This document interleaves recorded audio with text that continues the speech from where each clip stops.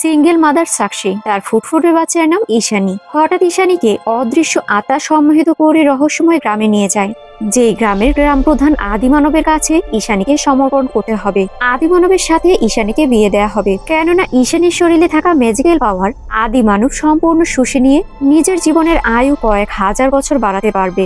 আর এতে করে ঈশানীর মৃত্যুর ঝুঁকি রয়েছে। তবে মা এত সহজে কি অপশক্তির হাতে মেয়ের প্রাণ যেতে দেবে, নাকি মেয়ের প্রাণ বাঁচাতে এই রহস্যময় গ্রামের বিরুদ্ধে অপশক্তির হাত থেকে নিজের মেয়েকে মুক্ত করে ফেলবে? এমন সাসপেন্স, থ্রিলার আর হররে ভরপুর এক মায়ের অপশক্তির বিরুদ্ধে তাণ্ডব চালানো ছড়ি মুভির কাহিনী আজ আপনাদের সাথে শেয়ার করব। জলদি জলদি সাবস্ক্রাইব করে নিন। তো চলুন বেশি কথা না বাড়িয়ে শুরু করা যাক আজকের মুভির এক্সপ্লেনেশন। ছোট একটি বাচ্চা মেয়ে আখেতের ভেতরে একটি হেরিকেন নিয়ে তার মাকে খুঁজতে থাকে। মেয়েটি ভয়ে ভয়ে বারবার মা মা বলে ডাকার পর অনেকটা দূর থেকে আবছা আলোতে তারই মতো একটি ছোট মেয়ে বলে, তোমার মা এই দিকে তোমাকে ডাকছে। মেয়েটি খুঁজতে খুঁজতে একটি কুয়োর সামনে এসে দাঁড়ায়, তবে কোথাও মাকে দেখতে পায় না। এই সময় হঠাৎ করে মেয়েটির পায়ে শিকল বাঁধা হয়। এরপর কোনো এক অদৃশ্য শক্তি টেনে হিস্ট্রি কুয়োর মধ্যে নিয়ে যায় মেয়েটিকে। সিন পরিবর্তন হয়। সাক্ষী একজন স্কুল টিচার। তিনি স্টুডেন্টদের গুহা মানবের ব্যাপারে বিবরণ দিচ্ছিল। এই সময় সাক্ষীকে হেডমাস্টার তার সাথে একবার দেখা করতে বলে। বাচ্চাদের পড়তে দিয়ে সাক্ষী হেডমাস্টারের কাছে যায়। হেডমাস্টার বলে, আপনার অ্যাপ্লিকেশন অ্যাপ্রুভ হবে না। আপনার বাচ্চাকে ঘর থেকে স্কুলে পড়ার পারমিশন আমরা দিতে পারবো না। তাহলে অন্য সব অভিভাবকরাও একই কথা বলবে। সাক্ষী বলে, কিন্তু ও তো সমস্যা আছে, আমি আপনাকে বলেছিলাম। অন্যদিকে সাক্ষীর বাড়ি দেখানো হয়। দিনের বেলায়ও ছোট্ট মেয়ে ঈশানীর ঘরটা চারিদিক থেকে যেন অন্ধকারাচ্ছন্ন। তাকে দেখাশোনা করে রানী। যারা ছড়ি গল্পের প্রথম পার্ট দেখেছেন তারা নিশ্চয়ই রানীকে চিনবেন। প্রেসার কুকারের সিটি বাজলে রানী চুলাটা বন্ধ করতে চলে যায়। ঈশানী খেলতে খেলতে কোনো একটা রুমে গিয়ে পৌঁছালে বাড়ির ছোট্ট একটা অংশ থেকে বাইরের আলো ঘরে প্রবেশ করে। ঈশানী সেই আলোতে হাত রাখতেই অমনি ঈশানীর হাত অদ্ভুত লাল বর্ণের হয়ে যায়। রানী এসে ঈশানীকে সেই আলো থেকে সরিয়ে নেয়। এদিকে সাক্ষী হেড স্যারকে বলে, ওর সূর্যের আলোতে সমস্যা রয়েছে, বিষয়টা বুঝতে চেষ্টা করুন স্যার। এটা একটা স্পেশাল কেস। স্যার বলে, আপনি নিজেই তো একটা স্পেশাল কেস। এই চাকরি আপনি কিভাবে পেলেন? ইন্সপেক্টর সামার স্পেশাল কেস বলে চাকরিটা ব্যবস্থাপনা করে দিল। ঈশানের অ্যাডমিশন ফর্মে বাবার নামের জায়গায় আপনি নিজের নাম লিখলেন, এটাও স্পেশাল কেস। আপনি জানেন অনেক মানুষ অনেক ধরনের কথা বলছে। আপনি ইন্সপেক্টর সামারের বাড়িতে বেশ কিছুদিন রয়েছেন। সে প্রতি মাসেই আপনার সাথে সাক্ষাৎকার করে। দুঃখিত, এই বিষয়টি আপনাদের পার্সোনাল হতে পারে, কিন্তু আপনি ঈশানীকে স্কুলে পাঠান, আর তা না হলে অন্য কোনো স্কুলে দিন। রাতের বেলা সাক্ষী বাড়ি ফিরলে ঈশানী তাকে দৌড়ে এসে জড়িয়ে ধরে। রানী আজকে ঈশানীকে স্যুপ খাওয়াতে পারেনি। মা আসার পর ঈশানী জেদ ধরে গল্প শুনিয়ে স্যুপ খাওয়াতে হবে। এরপর মা তার বাচ্চাকে গল্প শুনিয়ে স্যুপ খাইয়ে দেয় আর স্কুলে ভর্তি করায়। তবে ঈশানীর গায়ে যেন কোনো রকমের রোদ না লাগে, সেজন্য পুরোপুরিভাবে প্রস্তুত হয়ে মা মেয়ে স্কুলে যাওয়া শুরু করে। স্কুল থেকে বাড়ি ফিরে মা তার মেয়ের শরীরে ক্রিম লাগিয়ে দিচ্ছিল। এ সময় ইন্সপেক্টর সামার চলে আসে। আঙ্কেলকে দেখেই বাচ্চা মেয়েটি দৌড়ে গিয়ে তাকে জড়িয়ে ধরে। তবে ঈশানীকে স্যুপ খাওয়ানোর দায়িত্ব আজকে সামারের উপর পড়ে। তাই সামার সুন্দর সুন্দর গল্প বলার মাধ্যমে ঈশানীকে স্যুপ খাইয়ে দিতে থাকে। এরপর মা তার মেয়েকে ঘুম পাড়ায়। বাইরে হাঁটতে হাঁটতে সাক্ষী সামারকে বলে, 7 বছর ধরে তোমার বাড়িতে আছি, এখন থেকে তো তুমি দয়া করে বাড়ি ভাড়াটা নাও। সামার বলে, ওটা আমার মায়ের বাড়ি, মা থাকলে কখনোই বাড়ি ভাড়া নিত না। টাকা পয়সা কোনো বিষয় না, ঈশানীকে দেখলে আমি একটা মানসিক শান্তি পাই। সাক্ষী বলে, তুমি আমাকে অনেক সাহায্য করেছো, তার জন্য তোমাকে অসংখ্য ধন্যবাদ। আসলে অতীতে সাক্ষীর জীবনে অভিশপ্ত একটা ভয়ানক ভুতুড়ে ঘটনা ঘটে যায়। সেই অভিশাপ কাটানো এতটাও সহজ ছিল না। সাক্ষীর কাছের মানুষগুলোই অভিশাপের দুনিয়ায় তাকে ঠেলে দিয়েছিল। অভিশাপের হাত থেকে বেঁচে দুনিয়াতে ফিরে আসলেও আপন মানুষ অর্থাৎ নিজের স্বামী যখন পিঠে ছুঁড়ে মারতে যাবে, এই মুহূর্তে রানী সাক্ষীকে সাহায্য করে আর নিজের হাতে রাজবীরকে খুন করে। এই মুভির প্রথম পার্ট যদি আপনারা ডিটেলসে জানতে চান, আপনাদের সাড়া পেলে আগের পার্টের সম্পূর্ণ এক্সপ্লেন আমি ডিটেলসে দিয়ে দেবো। যাই হোক, সাক্ষী রানীকে সহ সেখানকার থানায় গিয়ে স্যারেন্ডার করার কথা বলে। তখন সামার আর তার টিম মেম্বাররা পরিত্যক্ত সেই আখের ক্ষেতের মধ্যে বাড়িতে প্রবেশ করে। কিন্তু অদ্ভুত ব্যাপার হচ্ছে যে খুনের দায়ে নিজেদের স্যারেন্ডার করার কথা বলেছে তারা, সেই বডিগুলো কোথাও খুঁজে পাওয়া যায় না। কিছু প্রমাণ পাওয়া যায় যার মাধ্যমে বোঝা যায় এখানে অবশ্যই খারাপ কিছু হয়েছে। তবে এই মুহূর্তে সাক্ষীর পেনে উঠে যায়। সামা তাকে শান্ত করে বলে, সাক্ষী দয়া করে নিজেকে শান্ত করো, আমার কথা মন দিয়ে শোনো। এই গ্রামের ব্যাপারে অনেক রহস্য লুকিয়ে আছে। তোমার কাউকে ভয় পাওয়ার কোনো প্রয়োজন নেই। এখানে না কোনো বডি আছে, না পরিপূর্ণ কোনো তথ্য রয়েছে যার ভিত্তিতে আমি তোমাকে অ্যারেস্ট করব। তাই নিজেকে শান্ত করো। সাক্ষী বলে, যদি আমার স্বামী রাজবীর বেঁচে থাকে তাহলে ও আবারও ফিরে আসবে, আর এটা আমাদের জন্য বিপজ্জনক হয়ে দাঁড়াবে। ব্যথার পরিমাণ বাড়লে হসপিটালে ভর্তি করার পর সাক্ষীর ফুটফুটে একটা কন্যা সন্তান হয়। ঈশানীর মুখ দেখে সামার খুশি হয়ে তাকে কিছু টাকা দেয়। এই সময় রানী জানলার পর্দা সরাতেই বাচ্চা ঈশানী কান্না শুরু করে। এ কথা চিন্তা করে সাক্ষীর চোখে পানি চলে আসে। সামার তাকে একজন ভালো ডার্মাটোলজিস্টের ভিজিটিং কার্ড দেয়। সাক্ষী বলে এটা অনেক দূর হয়ে যায় সামার বলে 7 বছর পেরিয়ে গিয়েছে, যদি কেউ থাকতো তবে এত বছরে অবশ্যই প্রতিশোধ নিতে চলে আসতো। সাক্ষী বলে বুঝতে পারছি, কি করব বলো, মায়ের তো আলাদা একটা ভয় থাকে তাই না। সামার বলে বাইরে বেরোনো শুরু করো, ভয় আপনা আপনি চলে যাবে। এদিকে বাড়িতে ঈশানী একা একা একটা গাড়ি নিয়ে খেলছিল। গাড়ির পাশের রুমে গেলেই অন্ধকারে ফিস আওয়াজ টের পাওয়া যায়। ঈশানী রুমে লাইট জ্বালিয়ে দেয়, কিছু না দেখতে পেয়ে লাইট অফ করে দেয়। নিজের রুমে আবারও গাড়ি খেলা শুরু করে। গাড়িটি বেডের নিচে গেলে ঈশানী গাড়িটি তোলার সময় আয়নায় ঈশানীর উপর স্পষ্ট ভূত দেখা যায়। ঈশানী এটা দেখে চিৎকার করে বাইরে চলে যায়। এরপর রানীকে বারবার ডাকতে শুরু করে, কিন্তু ঘরের কোথাও রানীকে খুঁজে পাওয়া যায় না। তাই ঈশানী তার রুমে আবারও যেতে গেলে আবছা ছায়াটি দেখে ভয় পেয়ে নিচে নামতে গেলে তার চোখের সামনে ভূত চলে আসে আর ঈশানীকে সম্মোহিত করে ফেলে। ঈশানী আপন মনে হাঁটতে শুরু করে। বাইরে রানী রেডিওর গান শুনে শুনে সবজি কাটছিল। এই সময় খেয়াল করে ঈশানী আপন মনে কোথাও চলে যাচ্ছে, তাই রানী তাকে বারবার ডাকতে থাকে। কিছুক্ষণের মধ্যেই একটি গাড়ি সে স্থানে চলে আসে আর গাড়ির মধ্যে থাকা লোকজন তাদের সবাইকেই তুলে নিয়ে যায়। সামার সাক্ষীকে এগিয়ে দিতে আসলে এই সময় সাক্ষী খেয়াল করে বাড়ির গেটটা খোলা রয়েছে, তাই তো সে বাড়ি প্রবেশ করে বারবার রানীকে ডাকতে থাকে। তবে রানীর কোনো সারা শব্দ পাওয়া যায় না। কাউকে খুঁজে না পেয়ে পুলিশের তদন্ত করা শুরু হয়ে যায়। সাক্ষী সম্পূর্ণ ভেঙে পড়েছে। কিছুক্ষণের মধ্যেই যে সকাল হয়ে যাবে, রোদের আলো ঈশানীর শরীরকে ক্ষতি করে ফেলবে। তবে সামার তাকে ভরসা দেয় খুব দ্রুতই ঈশানীকে আমরা খুঁজে পাবো। সাক্ষী বাড়ি এসে কান্নায় ভেঙে পড়ে। এক সময় সাক্ষীর শরীরে তার মেয়ে হাত দেয়। মা কান্নায় ভেঙে পড়ে মেয়েকে জড়িয়ে ধরে। তবে পরক্ষণেই মেয়ে হাওয়ায় মিলিয়ে যায় আর ফোনের আওয়াজে সাক্ষীর ঘুম ভেঙে যায়। সামার জানায় একটা সিসি ক্যামেরার মাধ্যমে জানা গিয়েছে রাজবীরের গ্রামের টাও এবং গ্রামের কিছু লোক ঈশানীকে তুলে নিয়ে গিয়েছে। সকলেই বুঝতে পারে নিশ্চয়ই ঈশানীকে ক্ষেতের মধ্যে নিয়ে যাওয়া হয়েছে। আবারও সেই অভিশপ্ত আখের ক্ষেতের মধ্যে থাকা বাড়িতে যেতে সাক্ষী বেরিয়ে পড়ে। আখেতে দেখা যায় পর্যাপ্ত পুলিশ অফিসার আজকে আসতে পারেনি। আজকে কোনো এক নেতার ছেলের বিয়ে হওয়ার জন্য পুলিশ অফিসার অনেকাংশেই সেখানে ডিউটি দিচ্ছে। 12 ঘন্টা হয়ে গিয়েছে ঈশানী মিসিং। সাক্ষী আখেতে এসে একটা গলির মধ্যে যেতেই একটা বাচ্চা তার দিকে কিছু একটা ছুঁড়ে দৌড়ে পালিয়ে যায়। সকল পুলিশ ফোর্স বাচ্চাটিকে খুঁজতে শুরু করে। তবে সামনেই একটি লাঠিতে কাপড় বেচানো বস্তু পাওয়া যায়। আর একটু সামনে গেলে গোল একটা চক্করে আরো একটি লাঠি পাওয়া যায়। ঠিক এমন সময় চারিদিক থেকে বাচ্চারা পুলিশ ফোর্সের উপর পাথর ছুঁড়তে থাকে। তবে বাচ্চাদের উপর তো আর গুলি ছোড়া সম্ভব নয়, তাই সামার সাক্ষীকে এই স্থান থেকে দূরে সরে যেতে বলে। আর মধ্যবর্তী স্থানে গিয়ে গুলি ছুটে বাচ্চাগুলো চলে যায়। তবে এই ঘটনার মধ্যে কেউ একজন সাক্ষীকে কিডন্যাপ করে ফেলে। কিডন্যাপার হচ্ছে সাক্ষীর স্বামী। সাক্ষীর মাথায় বাড়ি মেরে তাকে জ্ঞানহারা করে দেয়া হয়। সামার বাচ্চাদের বিষয়টা হ্যান্ডেল করেই সাক্ষীকে খুঁজতে শুরু করে, কিন্তু দেখা যায় যে গাছের কাছে সামার দাঁড়িয়ে ছিল, তার নিচে বড় একটা আস্তানা। আর সেখানে প্রায় জ্ঞানহারা অবস্থায় রয়েছে সাক্ষী। তাও বলে 7 বছর ধরে আমরা যে অপেক্ষায় ছিলাম আজ তা পূরণ হতে যাচ্ছে। রাজবীরের স্ত্রী কন্যা সন্তান জন্ম দিয়ে আমাদের সংস্কৃতিকে যে অবজ্ঞা করেছি তার আজকে প্রতিশোধ নেওয়া হবে। রাজবীর বলে আমি আমার স্ত্রীর সন্তানকে গ্রামে নিয়ে এসেছি, আমি আমার দায়িত্ব সম্পূর্ণ করেছি, এখন তো আমাকে আমার গোত্রে ফিরে যেতে দিন। তাও বলে এটা তো গ্রাম প্রধান ঠিক করবে। গ্রামের সকলেই মাথা নত করে। দাসী গ্রাম প্রধানের দরজায় গিয়ে একটা ফাঁক দিয়ে তার সাথে কথাবার্তা বলে।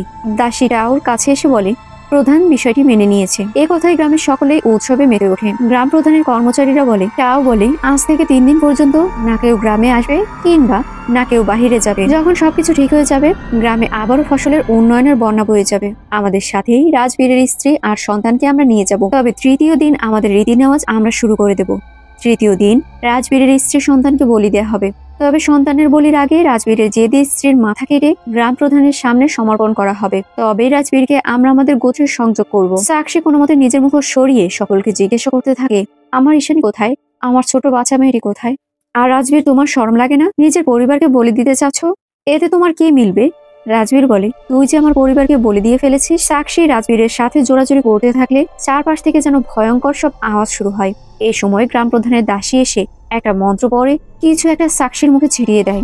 সাথে সাথে এসে জ্ঞানহারা হয়ে যায়। রাত হয়ে যায়। পুলিশ অফিসাররা গাড়ি নিয়ে চলে যায়। এদিকে দেখা যায় ছোট ছোট বাচ্চারা ট্রেনে হিচড়ে সাক্ষীকে একটা রুমের মধ্যে বন্দি করে। তারা সেই স্থান থেকে চলে যায়। অন্যদিকে ঈশানীর জ্ঞান ফিরে আসে আর ঈশানী চারিদিকে দেখতে শুরু করে। এই সময় শালীন নামের একটি ছেলে রুমের ভিতর প্রবেশ করে বলে কোথায় যাচ্ছ, এখানে বসো। ঈশানী বলে তুমি আমার মাকে দেখেছো? আমি তার কাছে যাব, আমার খুব ভয় করছে। শালীন বলে এখানে নেই। দাসীমা বলেছে এখানে তুমি তোমার মায়ের সাথে আর দেখা করতে পারবে না। ঈশানী বলে আমাকে বোকা বানাতে চাচ্ছ? তাহলে কি তুমি তোমার মায়ের সাথেও দেখা করো না? শালীন বলে আমার তো মা কবেই মারা গিয়েছে, এখন তো দাসীমাই আমার মা আর তোমারও মা, এই নাও, এই পানীয়টা খেয়ে নাও। ঈশানী খেতে চায় না। শালীন বলে, দ্রুত খেয়ে নাও, না হলে ও এসে গেলে তুমি ওকে সহ্য করতে পারবে না। আর আগামী 3 দিন এই পানীয় খেয়েই তোমাকে বেঁচে থাকতে হবে, এর বাইরে কিছু খেতে পারবে না। অন্যদিকে সাক্ষী এই স্থান থেকে বেরোনোর জন্য রাস্তা খুঁজতে থাকে। একই ঘরে 2টি দরজা, তবে অপর দরজাটি গাছের ডাল দিয়ে আটকানো। অবশেষে অন্য দরজা সাক্ষী হাত দিয়ে খুলতে চেষ্টা করে। এই সময় কালো পোশাক পরিহিত একজন মহিলা তার সামনে চলে আসে। এই হচ্ছে দাসী। সাক্ষী বলে, কে তুমি, আর আমাদের কেনই বা আটকে রেখেছো? দেখো, আমার বাচ্চাটা অনেক ছোট, ও অসুস্থ, রোদে তাপ লাগলেই ও মারা যাবে। মহিলাটি বলে, চুপ করো, আমার কথা মনোযোগ দিয়ে শোনো। ও অসুস্থ নয়, এটা ওর শক্তি, আর ওকে বলি দিলেই আমাদের সমৃদ্ধি হবে। এরপর থেকে কোনো প্রশ্ন করবে না, চুপচাপ এক কর্নারে পড়ে থাকবে মরার আগ পর্যন্ত। মা চিৎকার করে বলতে থাকে, আমার মেয়েকে একবার দেখতে দাও, আমার মেয়েটা ভালো আছে তো, দয়া করে আমার মেয়েকে ছেড়ে দাও। তবে হুট করেই আবার সেই ভূতুরে মুখটি সাক্ষীর সামনে চলে আসে। পরক্ষণে ওই মহিলা আসল রূপ ধারণ করে বলে, তোর মেয়ে এখন আমাদের দায়িত্বে, ওকে ভুলে যা। সাক্ষী বুঝে উঠতে পারে না এসব কি হচ্ছে। অন্যদিকে ক্ষেতের মধ্যে রাজবীর বলছে, স্ত্রী আর সন্তানকে মারতে পারলে আমার পরিবারের খুনের বদলা নেওয়া হতো। গ্রামে টাও বলে, মেয়েটিকে জন্মের আগেই তুই মারতে পারিসনি, তাই গ্রাম প্রধানের ইচ্ছেতেই ওর মৃত্যু হবে। আর একবার আমাদের আচার অনুষ্ঠান শেষ হয়ে গেলে তুই তোর স্ত্রীকে নিজ হাতে হত্যা করে ফেলিস। শুধুমাত্র দাসী তার কাজ ঠিকঠাক ভাবে করলেই হয়। রাজবীর বলে, দাসী কি এসব কাজ করতে পারবে? টাও বলে, আস্তে কথা বল, দাসীর মধ্যে রয়েছে এক অদৃশ্য কালো শক্তি। ও চাইলে যে কোনো জায়গায় যখন তখন চলে যেতে পারে, অদৃশ্য হয়ে দাসী থাকতে পারে। ও কারো উপর নজর দিলেই সেটা অশুভ হয়ে যায়। আগামী 3 দিনের মধ্যে দাসী তোর কন্যার মঞ্জিরে গ্রাম প্রধানের নামে সমর্পণ করবে। এদিকে ঈশানীর ঘরে দাসী চলে আসে। তাকে দেখে শালীন আতঙ্কিত হয়ে যায়। দাসী এসে ঈশানীকে বলে, পানীয় খাওনি? এরপর ঈশানীর হাত, শরীর, মুখ ভালো করে দেখতে থাকে। ঈশানী বলে, আপনি আমার মাকে দেখেছেন কোথাও?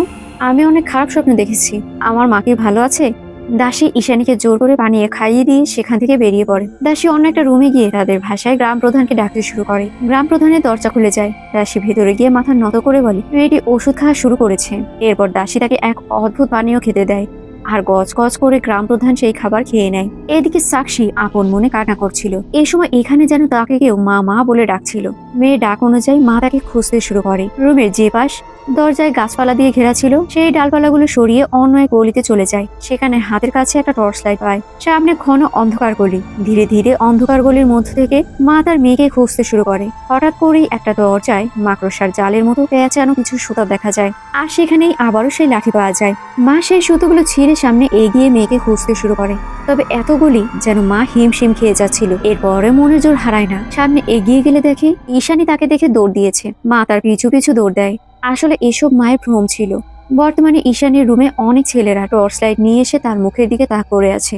এত আলো ঈশানী সহ্য করতে পারছে না। শালীন সকলকে বলে, তোমরা এখানে কেন এসেছো? তবে বাচ্চাগুলো মজার ছলে একটা লাঠি শালীনের মুখে ছুঁড়ে মেরে বাইরে দৌড় দেয়। শালীন রেগে তাদের পিছু করে। দরজা খোলা পেয়ে এই সুযোগটাই ঈশানী কাজে লাগায়। মা আর মেয়ে একে অপরের গোলকধাঁধার মধ্যে খুঁজে চলেছে। ঈশানী মাকে ডাকতে থাকে। এই সময় ঈশানীর মতো আবছা আলোতে আরো একটি বাচ্চা বলে, মা তোমাকে ডাকছে। কিছু দূর ঈশানী গেলে এভাবে পর পর 3টি বাচ্চা একই কথা বলে। ঈশানী তাদের পিছু করে দৌড় দেয়। এদিকে শেষমেশ সাক্ষী ঈশানীকে দেখে জড়িয়ে ধরে। দেখতে পায় তার মেয়ের সারা শরীরে র্যাশ উঠে গিয়েছে। মেয়ের মুখটা উপরের দিকে ওঠাতে তার চোখ পুরো কালো বর্ণে দেখা যায়। আসলে এসব কিছুই অভিশপ্ত বাংলো রহস্যময় কাহিনী। এই বাচ্চা মেয়েটি সেখান থেকে দৌড় দেয়। সাক্ষী ভাবতে থাকে, এসব কি আমার কল্পনা নাকি সত্যি ঘটনা। অন্যদিকে ঈশানী বাচ্চাদের ফলো করতে করতে এক পর্যায়ে সূর্যের আলোর রাস্তার দিকে চলে আসে। তবে সেই রাস্তা বেরোলেই তো ঈশানীর জন্য বিপদ। কিন্তু মায়ের কাছে তো যে করেই হোক যেতে হবে। যে কোনো বিপদের সম্মুখীন হতে রাজি আছে ঈশানী। শত কষ্ট সহ্য করে হলেও সে মায়ের কাছে যাবেই। তাই সূর্যের আলো ঈশানীর শরীরে লাগার পরও, তার অনেক কষ্ট হওয়ার পরেও ঈশানী আলো ভেদ করে কোর মধ্য থেকে বাইরে আসার রাস্তা খুঁজে পায়। আর এই রহস্যময় মহলের মধ্যে সাক্ষীর সামনে থাকা সেই লাঠিগুলোতে আপনা আপনি আগুন জ্বলে ওঠে। দাসী রুমে এসে ঈশানীকে দেখতে না পেয়ে মন্ত্র করে তার কালো শক্তি বের করে ঈশানী প্রায় বাইরে দুনিয়ার কাছাকাছি চলে এসেছে। তাই দাসী দ্রুত ওড়না দিয়ে তার মুখ ঢেকে ঈশানীর কাছে চলে যায়। ততক্ষণে সূর্যের তাপ সহ্য করতে না পেরে ঈশানী সেখানে বেহুশ হয়ে পড়েছিল। দাসী কুয়োর মধ্যে নিয়ে আসলেই ঈশানীকে জাগাতে চেষ্টা করে। তবে আমরা বুঝতে পারি ঈশানীর মতো দাসীরও রোদের সমস্যা রয়েছে।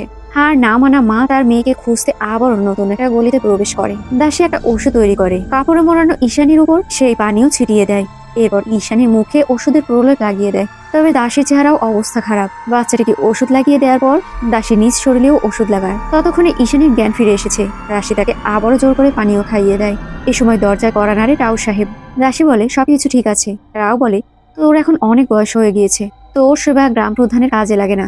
তোর কালো ছায়া ওই মেয়েটির উপর হয়তো পড়ে গিয়েছে। মেয়েটি যদি মারা যায় বুঝতে পারছিস কি হবে? এর আগেও কিন্তু 3টি মেয়ে তোর হাতে মারা গিয়েছে। দাসী বলে ওই মেয়েগুলো প্রধানজির শক্তির সাথে পেরে ওঠে, তবে এই মেয়েটা অতটা দুর্বল নয়। প্রধানজিকে ঠিক করার শক্তি এই মেয়ের মধ্যে আছে। রাও বলে এই মেয়ে কিন্তু একমাত্র মেয়ে যে কিনা আমাদের রক্তরেখার অন্তর্গত। তাই যতদিন পর্যন্ত প্রধানজি অসুস্থ রয়েছে ততদিন গ্রামের দুর্দশা লেগেই রয়েছে। যদি অবস্থা আরো খারাপ হয় তাহলে তো পুরো গ্রাম আগুনে শেষ হয়ে যাবে।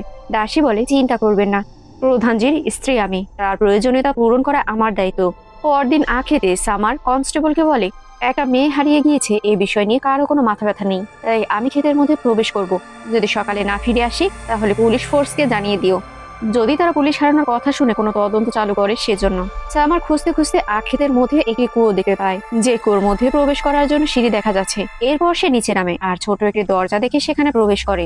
এই কুয়োর মধ্যে অনেকগুলো টানেল রয়েছে। সামার সকল তথ্য ফোনের মাধ্যমে ভয়েস রেকর্ড করতে থাকে। অন্যদিকে দাসী ঈশানের কাছে আসলে ঈশানী দাসীর হাত দেখে বলে তোমার কষ্ট হচ্ছে? আমারও তো কষ্ট হয়। দাসী বলে এটা কষ্ট নয়, এটা আমাদের শক্তি। এই বলেই দাসী আবারও সেই পানীয় তৈরি করা শুরু করে। ঈশানী বলে আবারও সেই স্যুপ আমি আর খাবো না। দাসী বলে বড় হতে গেলে এই স্যুপ তোমাকে খেতেই হবে। ঈশানী বলে তাহলে একটা গল্প শোনাও না প্লিজ। দাসী একটা দীর্ঘশ্বাস ফেলে বলে এক রাজার কোনো সন্তান ছিল না, সে একটা পুত্র সন্তানের আশা করত। ঈশানী বলে এভাবে গল্প কি শোনাই, তুমি মায়ের মতো বলো। একবার এক রাজা ছিল। বাচ্চাটির কথায় দাসী বলতে শুরু করে অনেক বছর আগে এক রাজা ছিল, তার কোনো সন্তান ছিল না। উনি সূর্য মহারাজের তপস্যা করছিল। সূর্য মহারাজের কৃপায় তার বাড়িতে ছোট একটি ফুটফুটে কন্যা সন্তানের জন্ম হয়। তবে মেয়েটিকে দেখে রাজার মন গম্ভীর হয়ে যায়, কেননা রাজা সবসময় ছেলে সন্তান চাইতো, মেয়ে সন্তানদের বোঝা মনে করতো সে। তাই মহারাজা কন্যা সন্তানকে ফেলে দেওয়ার সিদ্ধান্ত নেয়। সূর্য রেগে মেয়েটির উপর তীব্র আলো দিতে থাকে। এই আলোতে মেয়েটির শরীর পুরো ঝলসে যায়। সূর্য যখন তাকে আলো দিয়ে ক্লান্ত হয়ে পড়ে তখন সে ডুবে যায়। মুমূর্ষু অবস্থায় সেই বাচ্চাটিকে গভীর রাতে এক গুহা মানব তার গুহার মধ্যে নিয়ে যায়। এরপর নিজের শক্তি দিয়ে বাচ্চাটিকে সুস্থ করে দেয়। কেননা আদিমানব একজন রাজা ছিল, সবসময় গুহার মধ্যেই থাকতো। রাজকুমার একা ছিল, তাই সে যে মেয়েটিকে বাঁচিয়েছিল সেই মেয়েটি রাজকুমারের সেবা করতে শুরু করলো। মেয়েটির সেবায় রাজকুমার খুব খুশি হয়ে যায়। তাই মেয়েটিকে রাজকুমার নিজের কিছু শক্তি দিয়ে দেয়, যে শক্তির মাধ্যমে বাচ্চা মেয়েটি সূর্যের তাপ থেকে বেঁচে থাকতে পারত। খুব দ্রুত মেয়েটি প্রাপ্তবয়স্ক সুন্দরী হয়ে গেল। এরপর রাজকুমার তাকে বিয়ে করে নিল আর তারা সুখে জীবনযাপন শুরু করলো। ঈশানী বলে রাজকুমার এখনো জীবন্ত হয়ে থাকলে আপনার মতো আমাকেও কি শক্তি দেবে? দাসী বলে জানি না, রাজকুমার এখন অসুস্থ, কিন্তু যেই রাজকুমারের কাছে যাবে আর তার ভালো করে সেবা করবে সেই সেবা রাজকুমারের পছন্দ হলে তাকে ওই দ্রব্য শক্তি দেওয়া হবে। ঈশানী বলে যদি তার আমার সেবা পছন্দ না হয় তাহলে কি সে আমাকে বিয়ে করবে না? দাসী তাকে পানীয় খেতে দিয়ে সেখান থেকে চলে যায়। আর দেখা যায় অন্য একটি স্থান থেকে রক্ত জাতীয় কোনো পানীয় বের হচ্ছে। সাক্ষী হাঁটে হাঁটে একদল মহিলাদের মধ্যে চলে যায়। তারা সকলেই রিকোয়েস্ট করতে থাকে তাদের মেয়ে এখানে ফেসে গিয়েছে, সাক্ষী যেন তাদের মেয়েকে উদ্ধার করে নেয়। তখন সাক্ষী সকলকে বলে আপনারা চলুন আমার সাথে, আমরা একসাথে ওদের বিরুদ্ধে লড়াই করব। আপনারা সকলে এত বছর ধরে এখানে আটকে রয়েছেন, নিশ্চয়ই এই গুহার রাস্তা সম্পর্কে জানেন। চলুন আমার সাথে, তাদের বিরুদ্ধে আমরা প্রতিবাদ করব। তবে এসব কথা শুনে মহিলাগুলো শান্ত হয়ে যায়। সাক্ষীর চোখের সামনেই অদ্ভুত কোন শিকলে যুক্ত অদৃশ্য শক্তি একে একে সেখানে থাকা সকল মহিলাদের আঘাত করতে শুরু করে। এক এক করে মহিলারা বিভিন্নভাবে মারা যেতে শুরু করে। চোখের পলকেই সেখানকার আলো নিভে যায়। অন্ধকারে সাক্ষী হাঁটতে শুরু করে। আবারও আলোর সন্ধান পেলে দেখা যায় রানীকে কেউ শিকল দিয়ে বেঁধে রেখেছে। সাক্ষী তার কাছে যেতেই যাবে রাজবীর এসে রানীর গলা কেটে মেরে ফেলে। এরপর শিকল দিয়ে টেনে হিঁচড়ে রাজবীর কোথাও তাকে নিয়ে যায়। সাক্ষী তার পিছু করতে শুরু করে। দেখা যায় রানীকে একটা দরজার মধ্য দিয়ে ফেলে দেওয়া হয়েছে। সাক্ষী কান্না করতে থাকে, কারণ রানীকে সে বাঁচাতে পারেনি। এদিকে ঈশানী পেটের ব্যথায় চিৎকার করছে। দাসী শালীনকে ঈশানী থেকে দূরে থাকতে বলে। ক্ষণিকের মধ্যেই স্ক্রিন কালো হয়ে যায়। সাক্ষীর কাছে রাজবীর এসে বলে তুই দেখতে পাচ্ছিস চারিদিকে সবকিছু, তুই নরকে এসে পৌঁছেছিস। এই বলেই রাজবীর কাঁটাযুক্ত চাবুক দিয়ে তার স্ত্রীর গায়ে আঘাত করে। সাক্ষী বলে রাজবীর ও তোমার সন্তান, ওরা আমাদের সন্তানকে মেরে ফেলবে। রাজবীর বলে আরে ও তো জন্মের আগে মৃত্যু হওয়ার কথা ছিল, এটা আমাদের প্রথা। এই বলেই সে গলা চেপে ধরতেই বিভৎস চিৎকারে পাশেই দাসী ভূতে দেখা যায়। সাথে সাথে দাসী সেখানে হাজির হয় আর বলে আমাদের ইচ্ছে পূরণ হতে যাচ্ছে, তুই মেয়েটির মা, তাই তোকে সংবর্ধনা জানাই। তোর মেয়ে বড় হয়ে যাচ্ছে, অর্থাৎ ঈশানী ছোট বাচ্চা থেকে একজন মহিলাতে রূপান্তরিত হবে। তবে মেয়েটির বয়স তো মাত্র 7 বছর, কিভাবে এটা সম্ভব? এইসব কথার কোনো উত্তর দাসী দেয় না। সাক্ষী এ ব্যাপারে হাজারটা জিজ্ঞাসাবাদ করলে রাজবীর তাকে চাবুকের আঘাত করতে করতে জ্ঞান হারা করে ফেলে। অন্যদিকে সেই স্থানের পাইপ থেকে লাল বর্ণের রক্ত বের হয়েছে। দাসীর নির্দেশ দেয় প্রধানজির কাছে মেয়েটিকে নিয়ে আসতে। আজকে রাতের মধ্যে এই সমর্পণ রীতি নেওয়া শেষ হওয়ার ব্যবস্থাপনা করতে। রীতি নেওয়া শুরু হয়ে যায়। দাসী ঈশানীকে বলে মনে রাখবে প্রধানজির সেবায় সর্বদা নিজেকে নিয়োজিত রাখবে। সাধারণ মেয়েদের মতো তুমি অতটাও দুর্বল নাও। এদিকে সাক্ষীর জ্ঞান ফিরে আসে। সে অনেক কষ্টের সামনে এগিয়ে গেলে কূপের মধ্যে পড়ে যায়। হঠাৎ করে সেখানে একটি মৃত মেয়েকে দেখতে পায়। সাক্ষী দ্রুত সেখানে পানি থেকে উপরে ওঠে। তবে চারিপাশ থেকে ঘুমটায় আবদ্ধ মেয়েদের দেখা যায়। সামনেই রানী। রানী সাক্ষীর মাথায় হাত রাখে। এরপর সেখানে থাকা বাকি সকলে একই কাজ করে, সাক্ষীকে পানির মধ্যে চেপে ধরে। রাত হয়ে গিয়েছে। আক্ষেতের মধ্যে শালীন আর ঈশানী দাঁড়িয়ে রয়েছে। চারিপাশে সাজানো হচ্ছে। শালীন বলে, আমার মা অনেক আগে মারা গিয়েছে, কিন্তু আমার একটা যমজ বোন ছিল, মেয়ে ছিল বলে তাকে মেরে ফেলা হয়েছে। এ কথা শুনে ঈশানী বলে, আমার খুব ভয় লাগছে, আমার মায়ের কথা মনে পড়ছে। শালীন বলে, তোর সাথে আমি কিছু খারাপ হতে দেব না, আমি তোকে তোর মায়ের কাছে দিয়ে আসবো। এই সময় দাসী এসে রাতের কাজ সম্পূর্ণ করতে ঈশানীকে নিয়ে যায়। এদিকে তাও বলছে, আজকের অনুষ্ঠানে সকলের সামনে তোমার স্ত্রীকে নিয়ে আসো, এরপর তাদের সামনেই ওর গলা কাটা হবে, যাতে করে এই গ্রামে পরবর্তীতে কোনো মহিলারা আমাদের রীতি নেওয়াজ নিয়ে কোনো ধরনের কথা না তুলতে পারে। এই কাজের ফলে তাদের মনে আতঙ্ক আরো বেড়ে যাবে। চুপিসারে এই কথাগুলো শালীন শুনে নেয়। এরপর সে কুয়োর কাছে এসে তার মধ্যে সে প্রবেশ করে। সামা তাকে আটকে বাইরে বেরোনোর রাস্তা জিজ্ঞেস করে। রাস্তার কথা না বললে তাকে মেরে ফেলার হুমকি দেয়। এই কথা শুনে শালীন ভয়ে কান্না করতে শুরু করে। সামার বলে, কান্না করো না, ওই যে মা আর মেয়ে এসেছে, তারা কোথায় তুমি জানো? শালীন সব ঘটনা খুলে বলে। সামার বলে, এই প্রধানজিকে? শালীন বলে, প্রধানজি আমাদের আদি মানব, তিনি রোদে বের হতে পারেন না। তাও বলে, প্রধানজি যদি মারা যায় তাহলে আমাদের এই জাতি ধ্বংস হয়ে যাবে, আর সমর্পণের মাধ্যমেই প্রধানজির আয়ু বাড়ে। আর যে মেয়েরা রোদে যেতে পারে না তাদেরকেই সমর্পণ করা হয়, তাই তো ঈশানীকে সমর্পণ করা হবে।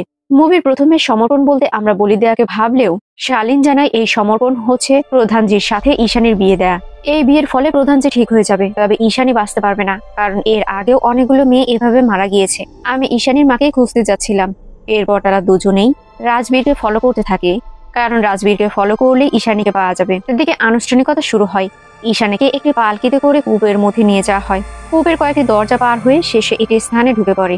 প্রধানজির দরজার সামনে একটি পিঁড়িতে ঈশানীকে বসিয়ে দেয়। ঘোমটা দিয়ে তার মুখ ঢেকে দেওয়া হয়। একই ক্ষেতের অনেকে কূপের মধ্যে রাজবীর গিয়ে দেখে সাক্ষী জ্ঞানহারা হয়ে পড়ে আছে। এরপর তার হাত বেঁধে টেনে হিঁচড়ে কূপের উপর ওঠাতে শুরু করে। একসময় রাজবীর আটকে যায়।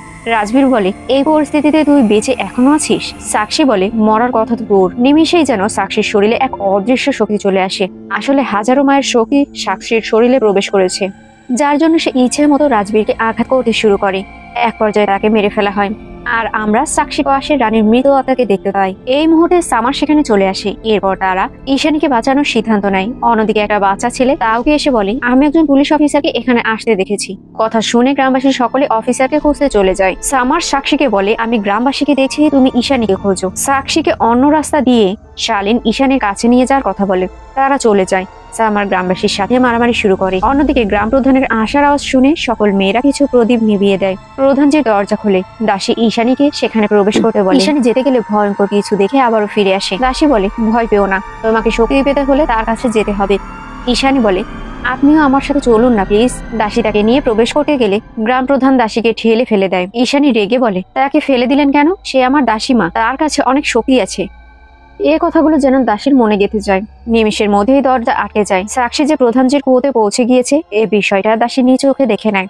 আর সাথে সাথে অশরীরী আত্মার রূপ ধারণ করে সাক্ষীর সামনে চলে যায়। সাক্ষী শালীনকে চলে যেতে বলে। আত্মাকে ভয় না পেয়ে বরং সামনে এগিয়ে যেতে শুরু করে সাক্ষী। তাই দাসী নিজের রূপে ফিরে এসে সাক্ষীর গলা চেপে ধরে তাকে ছুরির মাধ্যমে আঘাত করতে চেষ্টা করে। সাক্ষীও কম নয়, দুজনের মধ্যে শুরু হয় মারামারি। দাসী বলে, এটা আমাদের প্রথা, আমার সম্মান এখানে অনেক আছে, এর সম্মান আমাকে রক্ষা করতেই হবে। সাক্ষী বলে, কিসের সম্মান?